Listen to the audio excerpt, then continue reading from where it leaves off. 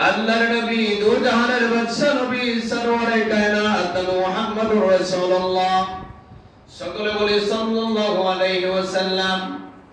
আপনার নবী আমার নবী দয়াল নবী রাহমাতাল লিল আলামিন নবীর মাধ্যমে জানিয়ে দিলেন, এ দুনিয়ার মানুষ, দুনিয়া এবং আখিরাতে তোমাদের বন্ধু হলো তিনটা।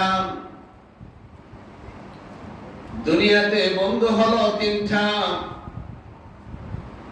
তিন বন্ধু থেকে দুই বন্ধু মরণ পর্যন্ত থাকবে, মরণের পরে থাকবে না। মরণের পরে একটা বন্ধু থাকবে। দুইজন বন্ধু মরণের সাথে সাথে তোমার কাছ থেকে বিদায় নিয়ে নেবে। আমার ভাইয়েরা বাবারা, আল্লাহর নবী ইরশাদ করেন, আল্লাহর নবী দু জাহানের বাদশা নবী সরওয়ারে কায়নাত নবী, আপনি আমাকে উম্মতদেরকে ডাক দিয়ে বলেন, উম্মত উম্মত, তোমার জীবনে বন্ধু হলো তিনটা। এই তিন বন্ধু তোমার সাথে আছে। দুই বন্ধু তোমাকে ভুলে যাবে, এক বন্ধু তোমাকে ভুলবে না। দুনিয়াতেও ভুলবে না, আখিরাতেও ভুলবে না। দুনিয়া যতদিন থাকবা তুমি, ওই বন্ধু তোমাকে সাথে থাকবে, তোমাকে সাথে রাখবে, তোমার সাথে থাকবে। ওই বন্ধুর ফল তুমি, ওই বন্ধুর ফল, ওই বন্ধুর ভালোবাসা দুনিয়াতেও পাবে, আখিরাতেও পাবে। সেটা হতে পারে ভালো, সেটা হতে পারে মন্দ। আর দুনিয়ার মধ্যে দুই বন্ধু থাকবে, তারা বিদায় নিয়ে চলে যাবে মরণের সাথে সাথে। বাচ্চার শরীফে হাদিস খানা নকল করা হয়েছে।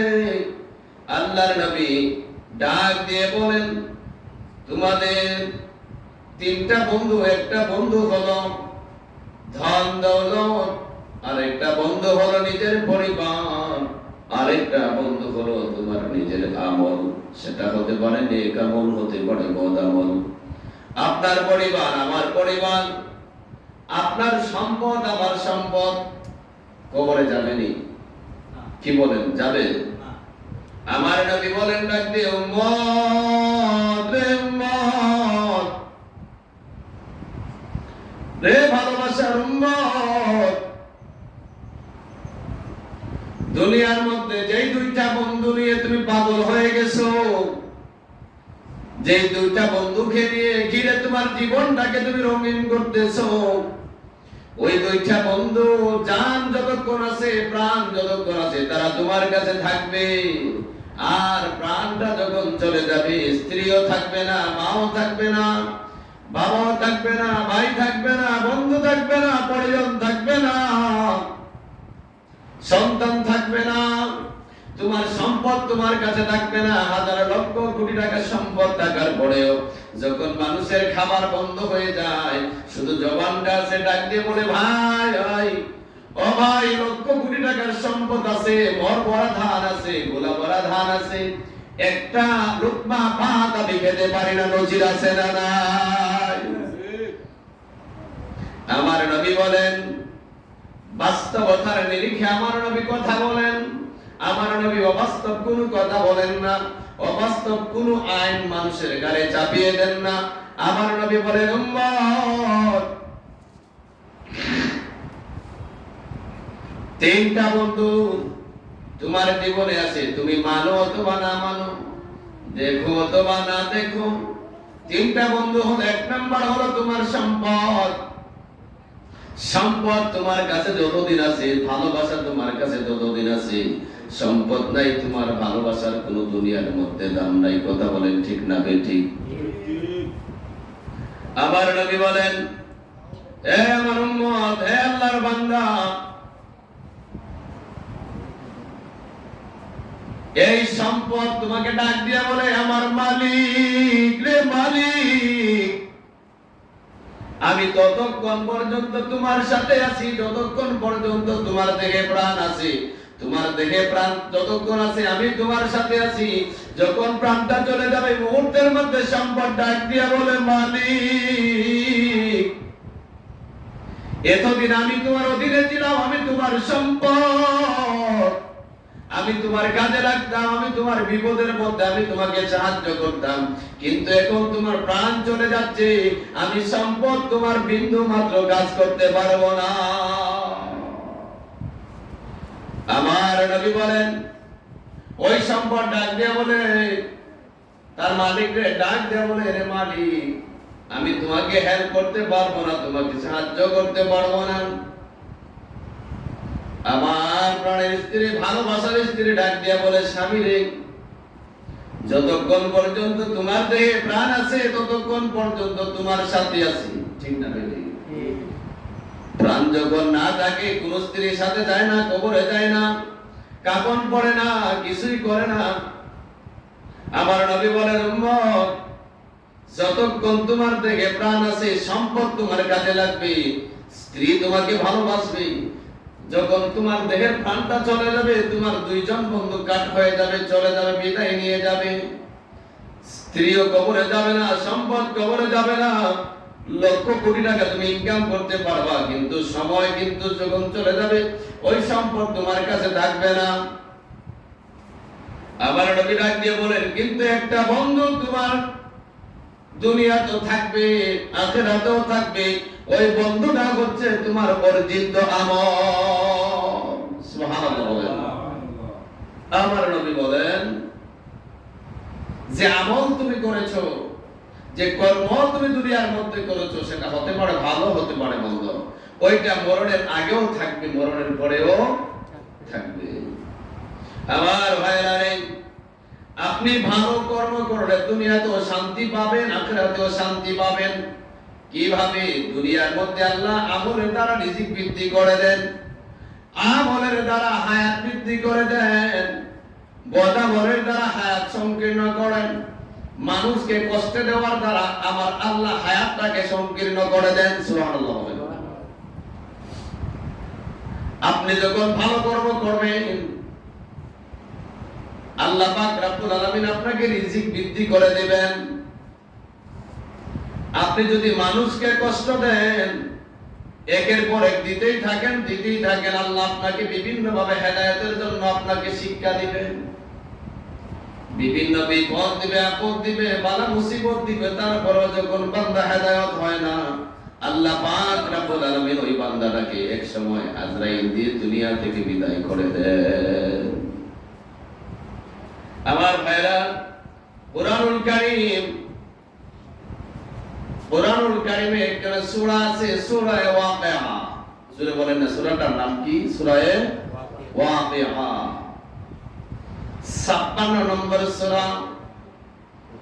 কুরআন শরীফে 114 খানা সূরা আল্লাহ পাক রব্বুল আলামিন নামকরণ করেছেন, নাযিল করেছেন।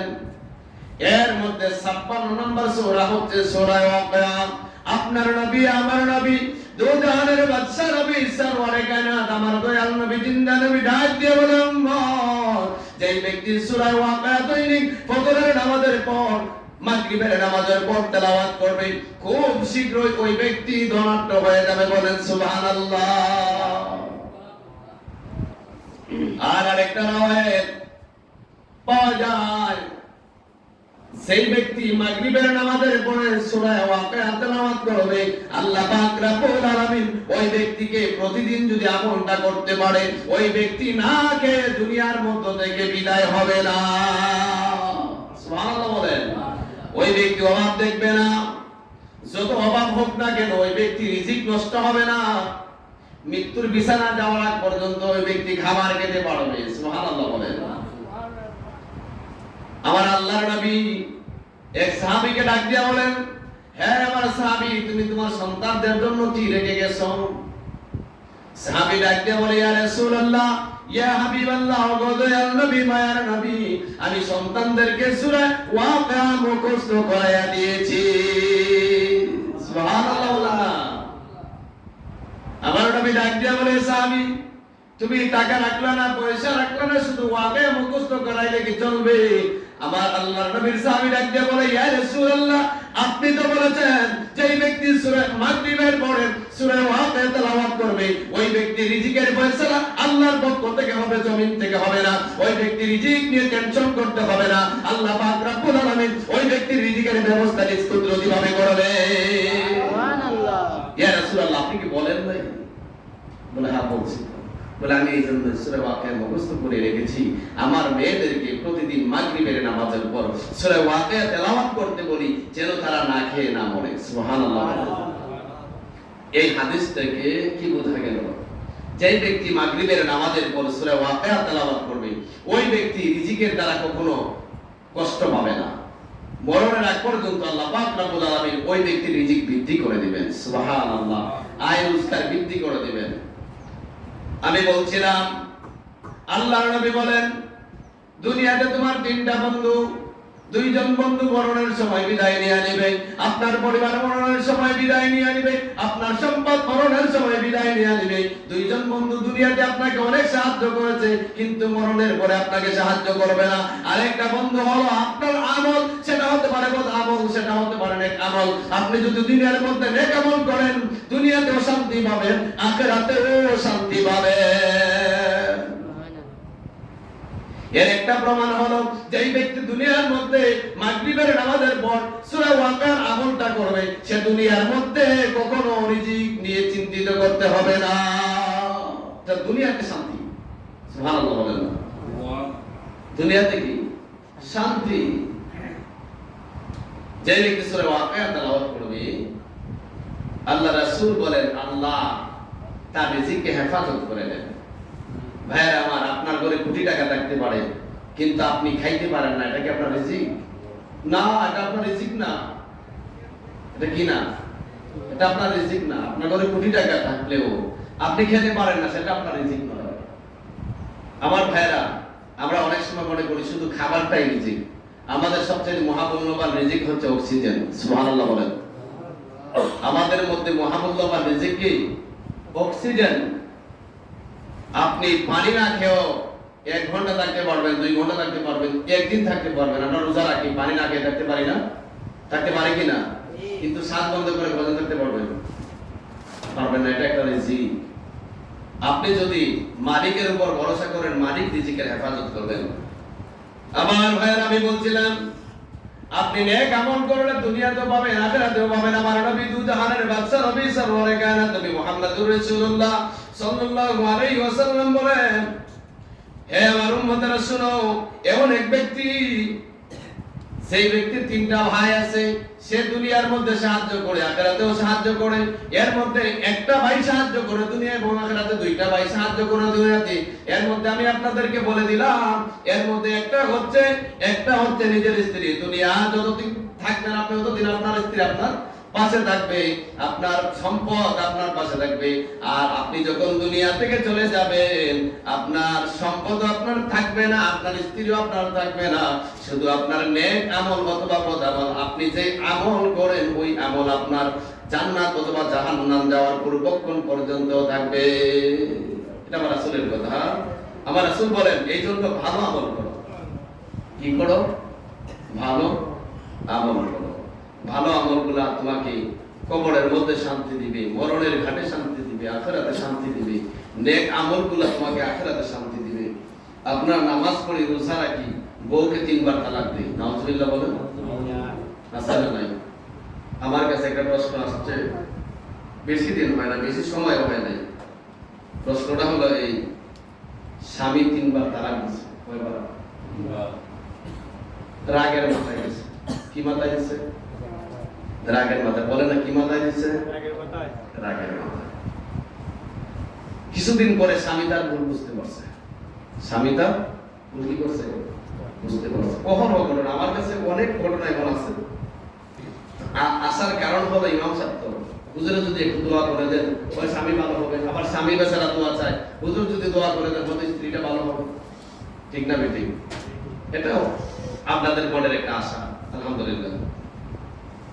তো অনেক সময় আমি বলছি আপনি বলেন আপনি যে তালাক দিচ্ছেন তালাক হয়েছে কিনা? না হুজুর, আমি তো রাগের মাথা তালাক দিচ্ছি। রাগের মাথায় তালাক দিচ্ছে। আচ্ছা আপনারা বলেন তো ভালোবেসে কয়জনে তালাক দিচ্ছে এই পর্যন্ত? আপনাদের চোখে কি আসে যে ভালোবেসে তালাক দিছে? কি বলেন? হেসে হেসে বলছে যে আই লাভ ইউ, তোমাকে তালাক দিলাম। পাইছেন আপনারা? পান নাই। আচ্ছা, রাগের মাথায় যদি গলা কাটেন, গলা কি কাটবে না থামবে? কি বলেন?